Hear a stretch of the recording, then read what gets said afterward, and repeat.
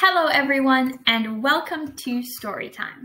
Today we are going to read some stories for Abeka Grade 1. This book is called Down by the Sea and today we have 2 stories to read, so let's get started. Story number 1, A New Friend. After lunch, Caitlin, Devin, and Kenny hiked along the beach. "What a funny looking crab," said Kenny. "Why is one claw so big?" "My dad calls those fiddler crabs," answered Devin. "The big claw is its fiddle," added Caitlin. "When fiddler crabs rub their claws along the edges of their shells, they sound like crickets singing." "Look, a rowboat," pointed Devin. "It looks like a man and a young girl in it," said Kenny. "Let's go closer." "It is a girl," said Caitlin with a grin. "Can you tell what they're doing?" asked Kenny. "What are those cages?" "They're checking their crab traps," said Devin. "Hi," waved the girl as the boat came close to shore. "I'm Lindsay." "Hi," called Devin and Kenny. "Hi, Lindsay, I'm Caitlin. Would you like to hunt for shells with us?"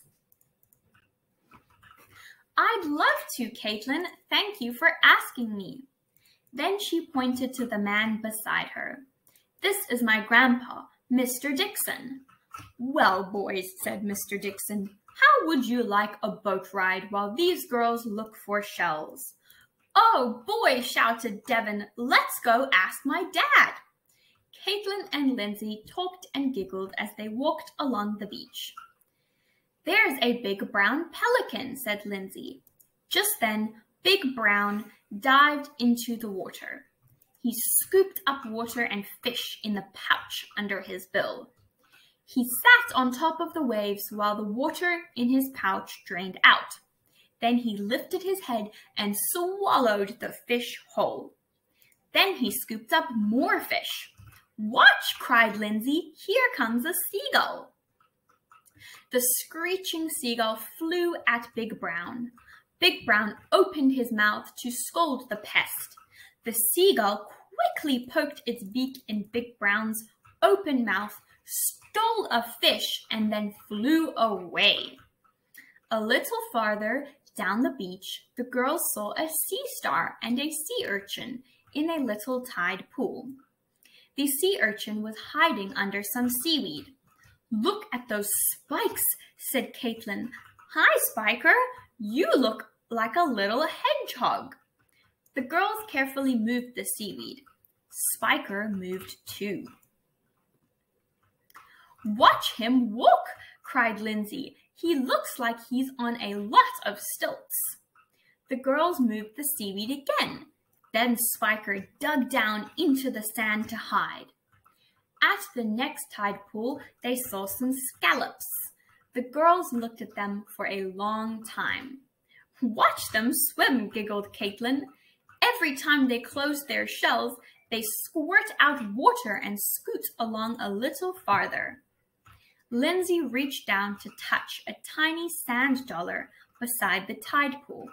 The scallops quickly hid in the sand. "Look," Lindsay whispered. She pointed at an orange sea star hiding by a rock. Caitlin knelt down to look at the sea star. "It's missing an arm," she said. Just then, Devin and Kenny rode up with Lindsay's grandpa. "Grandpa," cried Lindsay, "this sea star is missing an arm." "That's all right," laughed Grandpa. "It will grow back again." "Thank you, Mr. Dixon," cried both boys as they climbed out of the rowboat. "That was a great ride." "I'm glad your dad let you go," replied Grandpa. Then he added, "Remember, don't leave anything on the beach but your footprints."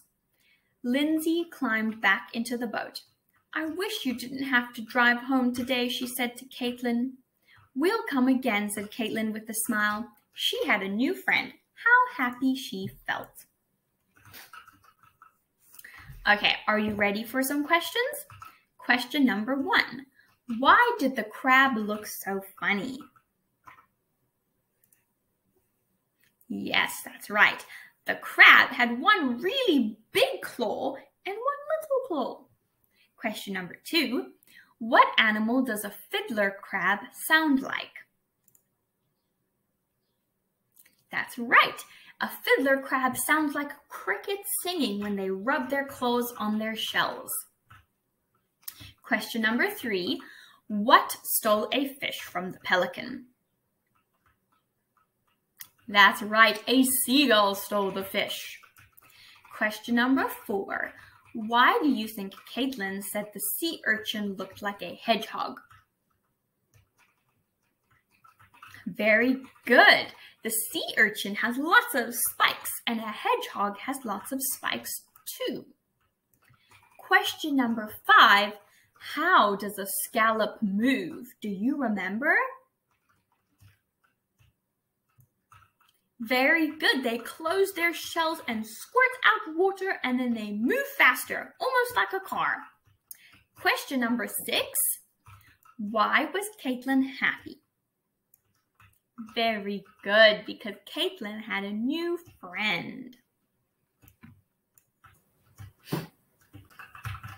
Okay, let's read story number 2, Secrets, Good and Bad. The next day, Lindsay was walking alone on the beach. She saw a pretty pink shell lying on the sand and ran to pick it up. Just then she heard, beep, blow, beep, blow. What is that? She wondered. She looked all around.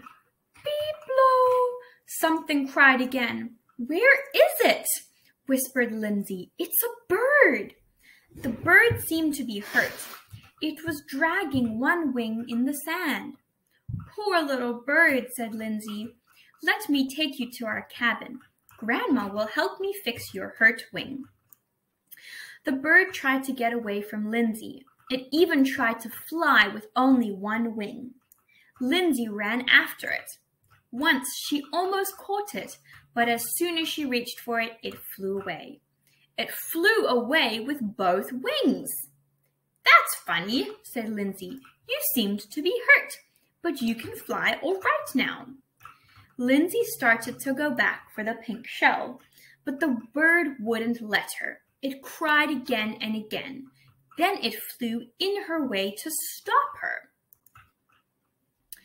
Why are you so upset? She asked the bird. Lindsay stepped to one side to get away from the bird. That was when she saw the nest. It had 1, 2, 3 spotted eggs in it. They looked just like pebbles on the beach. You have a secret, laughed Lindsay. That's why you tried to trick me. The bird scolded and scolded to get Lindsay away from the nest. I won't hurt your eggs, Mrs. Bird, said Lindsay quietly. She ran back to the cabin and told Grandpa about the bird. That's a plover, said Grandpa. They like to trick you. May I watch it with your small field glasses? Lindsay asked him. I'll be very careful with them.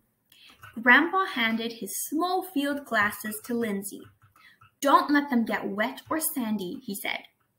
Lindsay raced back to the beach. Then she crept quietly into the bushes, and she lay very still. Now I can watch you and your nest, Mrs. Bird, whispered Lindsay, but you can't see me. The field glasses made the nest seem near enough to touch. Before long, Lindsay saw the mother bird fly away. Lindsay looked closely at the eggs. One was beginning to crack open. The crack in the shell got bigger. The chick inside was hatching. The little chick pushed and pushed and pushed to get out.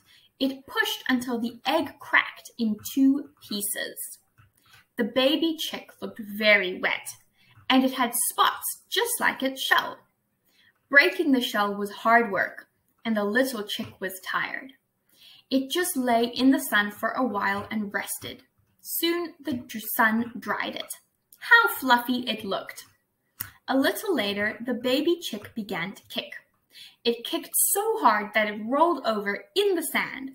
It opened its tiny bill as it panted for breath. Then the chick began to hop. Hop, hop, it fell over. Hop, hop, hop, and again it fell. Lindsay moved closer. The chick hopped nearer and nearer to her. Then it fell against her arm. Lindsay gently touched the baby chick. It felt soft and warm. Beep, beep, the chick cried loudly. Beep, blow, answered its mother. The mother bird was flying in wide circles above Lindsay. Then she dived down at Lindsay. Again and again she dived down. Lindsay ran away from the mother bird and the little chick. Oh no, thought Lindsay, I dropped Grandpa's field glasses. A little later she walked back and picked them up. She brushed off the sand. Then she took them back to the cabin and put them away. At dinner that night, Grandpa asked Lindsay, "Did you see your bird?" "Oh yes," she cried, "I saw an egg hatch. And the baby chick hopped over to me, but the mother bird saw me too and she chased me away." "Did you take good care of the field glasses? Did you put them away?" "Yes, Grandpa," answered Lindsay. "I put them on your shelf." Lindsay thought about the sand on them, but she didn't say anything. "Do you want to watch the birds again?" Grandpa asked Lindsay the next morning. He reached for the field glasses and handed them to Lindsay. Then he saw the sand on one lens. He also saw a small crack in the lens. "Oh, Grandpa," cried Lindsay, "I'm so sorry. I dropped them when the mother bird chased me." "You should have told me, Lindsay," said Grandpa sadly. "I know you didn't mean to drop them, but I'll need to fix them before you can use them again. You always need to tell the whole truth." After Lindsay prayed, she smiled and gave Grandpa a big hug. Then she walked to the beach and looked for the baby chick. She saw the mother bird sitting on her nest again. One wing spread out. Under that wing were 3 little baby chicks. What a nice story! Are you ready for the questions? Number 1, how did the bird trick Lindsay? That's right, the bird pretended she had a broken wing. Number 2, why do you think the mommy bird was acting hurt? Very good, to try and keep Lindsay away from her babies. Question number 3, what did the eggs look like? Do you remember? Very good, the eggs had little spots on them. And question number 4, what did the baby chicks look like? That's right, they looked like the egg. They had the same spots as the egg, but they are cute and fluffy. Question number 5, how did Lindsay feel when Grandpa saw sand and the cracked lens on the field glasses? What do you think she felt? Very good. I think she probably felt a bit sad and also a bit sorry and guilty that she didn't tell him right away. And question number 6, what did she do about the way she felt? That's right. Lindsay said sorry to Grandpa so that he will not be angry at her. Very good, everyone. Thank you so much for listening, and I'll see you next time. Bye!